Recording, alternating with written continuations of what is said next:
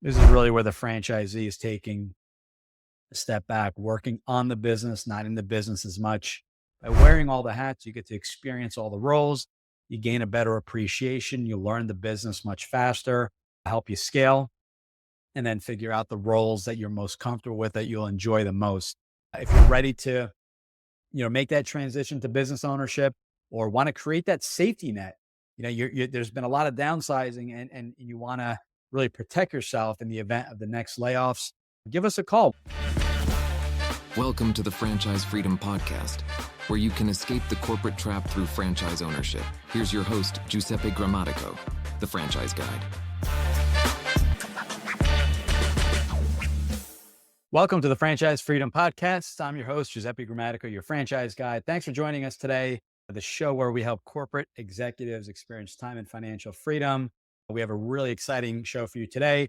And just as a reminder, if any of you have any questions or just want to, jump on a call and discuss franchising, go directly to our website. We just redesigned the site, a lot of cool stuff, updated all the podcasts. So it's GG, my initials, thefranchiseguide.com.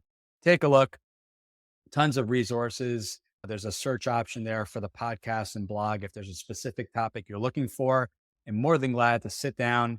If you live anywhere in the US or Canada, looking to potentially explore franchising, whether it be now or later, thinking about how it would work, more than glad to walk you through the process. So again, ggthefranchiseguide.com. You can book a call. If you just have a general question, you can hit the contact tab and send me a message directly. I respond to every email, even if you're looking to be a guest on the show, have some topics you'd like discussed, feel free to send us a message. So thanks again for your support. What I wanted to tackle today was, I was thinking about topics that we've covered.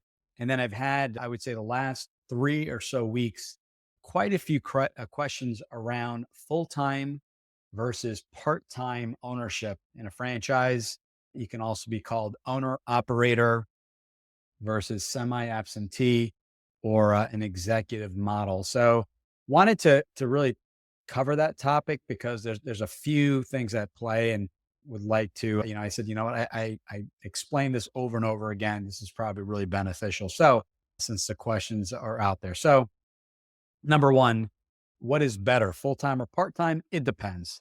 That's the simple answer depending on your situation. So with that being said, full-time or an owner operator, someone that's running it full-time, certain brands will require that. Maybe they require it for the first year, for the first 6 months, learning the business, and then potentially taking a step back and hiring a general manager. That could be a requirement for that specific brand, not industry, but actually the specific brand itself. Semi-absentee, people call it an executive model. There's lots of terms there. Essentially what that means is you can either keep your job or not run the business full-time. The franchisor allows that, and that you typically will have an empowered employee or a general manager in place that is running the day-to-day. So that is one of the key differentiators. Number one is the franchisor allows it. You are keeping your job, or maybe you don't have another job, but you are running the business part-time. There's no set amount of time. That's going to vary, which we're going to talk about here in a second. So the franchisor allows it. In many cases, they will potentially help you find a general manager, or they will recommend finding the general manager and bringing them to training, which is what I highly recommend, so that you and your general manager are on the same page. So that's what I consider, part-time semi-absentee ownership work. You need to make sure you are very clear with that general manager or that empowered employee what the expectations are. So really outlining the role, specifically what their role will be, all the responsibilities and things like that, and when you should be contacted. So maybe it has to do with customer cancellation, any legal matters, working with the accountant, things like that have to go up to the franchise owner, the owner yourself, and the general manager can handle the rest. So a combination of finding the right franchise that'll work, and then also not being a bottleneck in the business, which is a mistake I made early on in my mid to late 20s when I had my first franchise, is allowing that general manager to make those decisions and not wait on me to approve every single decision. So mistake I made it for you so you don't make the same mistake. I want you to be as efficient and as successful as possible. So, getting really clear on the roles. Another part of that is if you have another job or doing other things, making sure you're clear with your manager when you are available. What we would do is weekly meetings, Wednesday meetings, lunch meeting, breakfast meeting. The whole office got together if they were available or someone was on the road. They logged in via at that time was Skype. They would log into those calls and just kind of have a debrief. What's going on? Opportunities, updates, issues, and then sometimes we would have one-on-one time where we go in, maybe having a specific issue with a client. The travel's been, kind of lots of issues, lots of travel. How do we kind of resolve that? So I think those meetings are crucial. So in the case of semi-absentee ownership, now, you have the weekly meetings as a team, and then you maybe have a Friday meeting with your general manager, recap the week, discuss what's outstanding, where they need help. Is this the time to hire additional staff? Do we need a bigger office, equipment, another location, and things like that? So this is really where the franchisee is taking a step back, working on the business, not in the business as much, and really helping on the big picture stuff. But the crucial part, again, to reiterate, is you don't want to be a bottleneck in the business. Empower that manager to make certain decisions and just list it out. And this is an evolving list. Maybe it's on Google Docs. I'm big on Google. As you know, it's Google Calendar. We did a show on time blocking and creating goals and habits and things like that. Creating a Google Doc so it's live, so the manager can review it, make suggestions. So if there are changes there, because things will come up and say, you know what, I'm going to take this, or I want you to take that, or we need to, send that and have another employee handle that. So taking one step back. So we talked about kind of the differences between the two. And again, there's no set amount of time, semi-absentee ownership. There's different amounts. So if it's not full time, it could be 20 hours a week. It could be less. It really all depends on not just the franchise company, but specifically what you're having, what your tasks and roles will be based off availability and what that manager is going to be really assisting with. Now, which is better, to be full-time or part-time? And, the verdict is out. If you can be full-time in the business, that is something that I did. I ran my business full-time. I disliked my job. There was enough pain there. My wife was working. We had savings to allow me to work full-time in the business.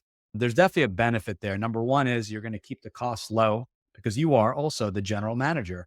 You don't have a salary and a compensation schedule to be paying out. So there's definitely benefits of running the business full-time yourself if you can afford it, if it's possible. You will also learn the business much faster because you're running the day-to-day. When I went from Wall Street to the franchises I was in, I learned those industries quick, got to meet the vendors, got to also wear all the hats. That's a big, big plus here because you may have a background in sales, but you may not want to do necessarily the sales in the business. Maybe you want to do more of the networking, the overseeing of things. So by wearing all the hats, you get to experience all the roles. You gain a better appreciation. You learn the business much faster, help you scale, and then figure out the roles that you're most comfortable with, that you'll enjoy the most. So that's another major benefit in running the business full time. So you learn kind of all the jobs, the roles, the business, the industry much faster, and kind of figuring that you keep costs low. And then at some point, maybe you have a goal, and that's something we want to put on that map from the previous episode. In 6 months, in 12 months, to be out of this role, hire a general manager, create a task list, have someone review it. And then in 12 months, maybe you back off and say, okay, I'm available 3 days a week or certain hours during the day, whatever the case may be. That's something that, can be figured out at a later point in time. So there's definitely benefits, but it is not a requirement unless the franchisor is requiring you to be full-time in the business. Going back to semi-absentee ownership trends and things I've seen is that if you're going to go that route, we've seen a lot of franchise owners, as I follow up and check in, they have gone the route of phantom equity, giving your general manager a quarterly distribution bonus based off the profitability of the business. So not actual underlying equity in the business, but a piece of the action, a piece of the profit, so that, for every dollar that the business is earning, they may get 5, 10, 15%, whatever that number is. And maybe you have them earn a percent a year or a few percent a year up to a max so that they're getting compensated. So when you have phantom equity, you have someone that really has a vested interest in the business. It's growing. The more profitable the business, the more they'll make on top of their salary or however they're paid. And they'll think twice about spending additional funds when there's no need to spend on additional marketing. If you can double down on referrals in the business, which shouldn't cost you much. Do we need additional staff members, or, can we use AI in certain ways to help with our marketing and not have to spend additional funds in that area? So that's something I've seen as well. So to recap, owner operator versus semi-absentee, full-time versus part-time ownership. Number one, figure out the best route. It really all depends on personal preference. Does the franchisor allow both? If they allow semi-absentee, they're going to allow full-time, but not all full-time brands will allow semi-absentee to start. But if you're okay being full-time the first 6 to 12 months and then transitioning out, now we open up other brands, and then getting very clear on your roles and not becoming that bottleneck, empowering your manager to really take an active role to make decisions in the business, grow the business, give them, a piece of the profits, and then everyone's goals are aligned, right? We want to keep the business lean. We want it to grow. We want it to be profitable. And as an owner, you don't want to be in the business 24/7. You want to take a step back and really work on the business. So definitely some benefits there. Maybe one last thing I always tell someone is that sometimes the owner operator option makes sense on paper, but at the end of the day, you can't get past that not having a paycheck, maybe not, the benefits, which you'll have to get under your business. So in that case, on paper, it makes sense to be full-time, but it'll keep you up at night. It'll really, stress you out to leave your job. And in those cases, that's okay. You can maybe stay on the job for another 6 months while you kind of transition into the business, have a general manager in there and work in the business as much as you can. So sometimes it makes sense on paper, but you are unable to make that drastic change up front. And that's okay. If the franchisor allows it, again, you may want to go that route, keep the job a little bit longer, keep the benefits and pay, and just say, hey, I have a hard date here of June 1st. I'm going to be out. I'm going to have a general manager in place. And no matter what happens, we are going to be moving forward full time on June 1. So that's another thing to think about. So this is a topic I talk about every week. I've noticed this question coming up a lot more. So I told the last person we spoke with this week that we're going to create a show, not share any names, and be more than glad to further discuss. So go to the website, again, ggthefranchiseguy.com. The contact tab, you can send me a message or book a call.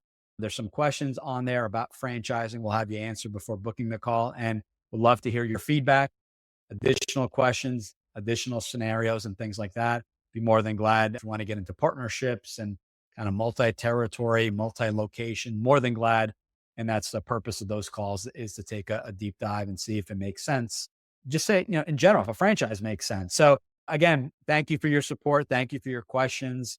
This is what keeps the show alive. I respond to every single message. If you're ready to, make that transition to business ownership, or want to create that safety net, there's been a lot of downsizing, and you want to really protect yourself in the event of the next layoffs, give us a call. We'll see if it makes sense. Maybe it's something that we start talking about and transition at a later date, but I want to really answer your questions and address your concerns to see if it's a good fit, and then put together that path, reverse engineer it, figure out where you want to be, and then figure out and put some dates in place, some ideas, some options regarding franchise ownership. So thanks again, guys. Looking forward to the new year, some new content. We have some great guests that signed up for the show. I'm going to keep that a secret until we record them and until we talk again. Take care. All right, bye-bye. Thanks for tuning in. If you want to learn how to make the transition from corporate to owning your franchise, join Giuseppe on the next episode. You can also follow on all social media platforms and achieve financial and time freedom today.